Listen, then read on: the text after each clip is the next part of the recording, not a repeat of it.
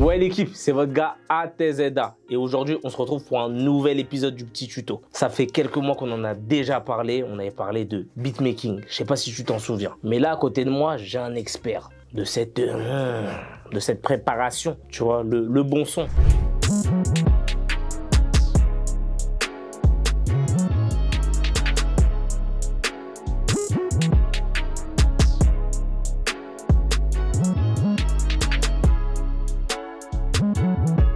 Aujourd'hui, je suis avec Jeans.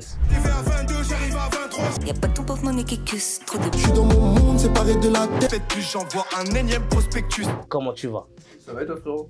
Moi ça va super. Là, moi je suis là, malgré bon, que j'ai déjà fait des prods pour des grands artistes, je vais pas dire les noms ici. Je suis là pour te poser quelques petites questions, voilà, faire un peu le novice, malgré mon grand talent, mes disques d'or, pour savoir comment faire du son, comment réaliser une prod. Donc moi, première question qu'en vrai tout le monde se pose, c'est quoi le logiciel? Ou tu sais, c'est quoi le bon endroit pour faire des prods? En vrai, logiciel, il n'y a pas un bon logiciel, c'est en fonction de ce que tu veux, de l'ergonomie du truc, comment tu apprends le logiciel. Moi je sais que j'utilise FL Studio, Ok. parce qu'une fois que t'es dedans, c'est tellement intuitif que t'en sors plus. Après, il y en a beaucoup qui bossent sur Pro Tools, Cubase, il y a énormément de logiciels. Ok, et quand tu as ce logiciel, Pro Tools, OFL, juste l'ordi suffit ou il y a besoin forcément, je sais pas, d'un piano, d'un synthé, tu vois, d'un petit truc à côté? Alors, en vrai de vrai, sur le papier, juste l'ordi suffirait. Après, en termes de performance, si tu veux un peu, pour ton processeur le soulager un peu, tu peux prendre une carte son. Après, tu peux, si tu veux être intuitif et jouer toi-même, tu vas prendre un clavier MIDI. Mais en vrai de vrai, il y a des gars qui ont fait des placements majeurs en ayant un PC, un casque. Ça c'est arrivé. Mais bon, après, c'est toi qui veux ajouter et gonfler ton setup. Mais tu pourrais très bien commencer à prod sur un PC, un casque. Et puis bon, faut quand même avoir une paire d'enceintes qui peut être Ouais, pas mal. pour la fiabilité de ton mix et tout, c'est mieux. Et est-ce que justement, pour me lancer dans l'univers des prods, moi déjà en amont, même avant d'avoir tout ça, est-ce que j'ai besoin de m'y connaître forcément un peu en musique ou je sais pas, de savoir un instrument, de connaître les do dièse ou je sais pas, les ré mineurs, tout ce genre de trucs. Donc est-ce que j'ai besoin de ces bases-là pour faire du son? Ça va carrément t'aider. Moi, je suis l'exemple du fait que tout ça là, c'est mon regret, c'est que tu sais, quand t'es petit, t'as pas envie qu'on t'inscrive au solfège ou quoi.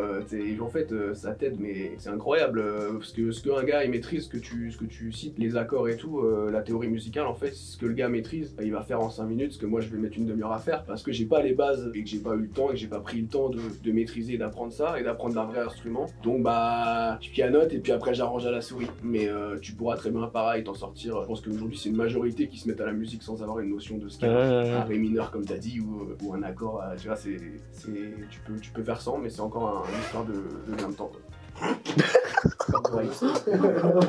Et une fois qu'on a le tout, qu'on a on va dire le matos, l'ordi, qu'on a oui ou non ces bases musicales, comment on procède pour créer on va dire notre prod? Selon toi on va dire quel serait on va dire j'ai envie de dire le classique. Chacun a sa manière je pense de faire la chose, mais quand on commence c'est quoi les bonnes bases à avoir? Moi personnellement je commence toujours par mes mélodies. Ok. Et ça peut être n'importe quel instrument, ça peut partir vraiment n'importe quel instrument. Maintenant on a la chance d'avoir accès à des banques de plugins, des VST où tu peux accéder à tous les instruments possibles et jouer de n'importe quel instrument juste avec ton clavier MIDI.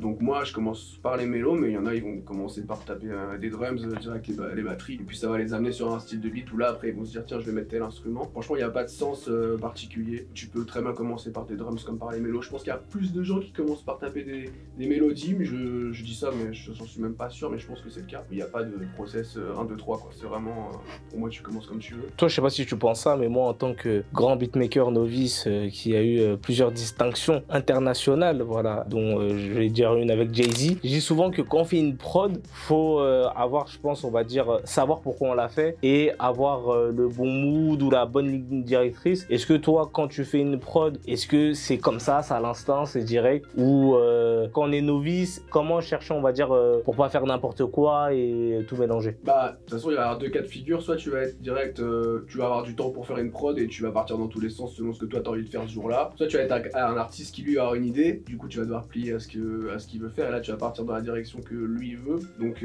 ça va être un de ces deux cas-là, quoi. Mais la ligne directrice, elle va vraiment être en fonction de ce que tu veux à la fin. Et des fois tu vas peut-être même partir dans une autre direction. Au final, ça c'est vraiment le cas où toi tu as décidé de faire ta prod dans ton coin. Tu partiras pas dans une autre direction, ou alors tu peux emmener l'artiste avec toi aussi, c'est possible si t'as un coup de chance, mais là faudra être dans ce que lui veut avoir comme prod à la fin, quoi. Et en tant que débutant, novice dans le beatmaking, pour toi, quels seraient, on va dire, les 3 critères, les 3 attributs à avoir pour, on va dire, aimer déjà le beatmaking et faire des bonnes choses, tu vois, ne pas faire n'importe quoi? Bah, je dirais déjà patience, pour vraiment prendre le temps de faire des choses bien et pas te dire aujourd'hui il faut absolument que je tape 10 prods parce qu'il faut que j'ai tel rendement et il faut que je propose ça aux artistes pour placer le plus vite possible et tout. Deuxième, bah quand même un peu de rigueur parce que faut quand même respecter des trucs, essayer d'être carré comme dans tout, même si ça reste de la musique, mais il faut quand même que le côté artistique te sorte pas du délire. Et en troisième, je dirais essayer de, comment dire, être à l'écoute des conseils qu'on peut te donner. Aujourd'hui on a des vidéos de partout, on a des tutos. Aujourd'hui le mec qui commence maintenant, il peut devenir excellent en quelques mois, il peut être vraiment à un niveau de ouf juste parce qu'il a suivi tel ou tel beatmaker youtubeur qui lui a donné tel conseil sur tel tuto. Et là, attends, on me dit à l'oreillette que toi, t'as fait des prods pour plusieurs artistes de la ville, pour la ville de Nantes. Comment, on va dire, parce que aujourd'hui, bah, avec, j'ai envie de dire, l'explosion et la visibilité que les beatmakers ont aujourd'hui, ce petit beatmaker novice, peut-être qu'il veut faire un peu son trou. Toi, qu'est-ce que tu lui conseillerais pour se faire connaître? Ou est-ce que, tu sais, nous on cherche souvent des prods sur YouTube, tu sais, on tape type beat, machin, c'est quoi pour toi la meilleure solution? Bah en vrai, maintenant, tu peux te servir vraiment des réseaux comme tu le disais. Moi, le fait que je travaille pour beaucoup d'artistes sur Nantes, c'est parce qu'au départ, c'est par les connaissances en fait, et en fait c'est resté un peu local, mais finalement tu peux aller partout maintenant, tu peux envoyer tes prods à n'importe qui. C'est juste le fait que c'est plus facile quand tu connais, que moi j'ai placé surtout sur Nantes. Après pour les conseils, c'est te servir des outils de maintenant, hein. Comme tu disais, les type beats, tu peux essayer d'en faire, c'est une manière de bosser aussi. Et puis du coup le mec qui est à l'autre bout de la planète, il va tomber sur ta prod parce que t'as fait tel type beat pour tel artiste et que lui cherche à ce moment-là. Donc ouais, ça je pense que c'est une bonne méthode maintenant. Mais ça dépend ce que tu veux aussi.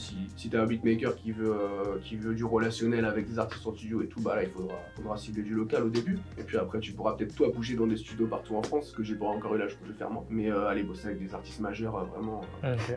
Mais bon, encore une fois, patience quoi. Au début c'est bien, taper dans le local c'est bien. Ok. En tout cas, Jeans, merci beaucoup d'avoir répondu à mes questions. Bah, merci à toi. En tant que jeune expert novice de l'art du beatmaking, en tout cas, grosse force à toi. Voilà, on mettra tous tes réseaux pour voir le travail. N'hésitez pas à lui poser des questions en privé parce qu'il faut pas me poser à moi. Je vous ai dit, il faut poser à lui malgré mon grand talent parce que j'ai pas envie de vous répondre des bêtises. En tout cas, le plus important, vous vous abonnez, vous partagez la vidéo. Si vous avez des petites questions, vous les mettez en commentaire, on n'hésitera pas à vous répondre et on se retrouve bientôt pour un nouveau petit tuto.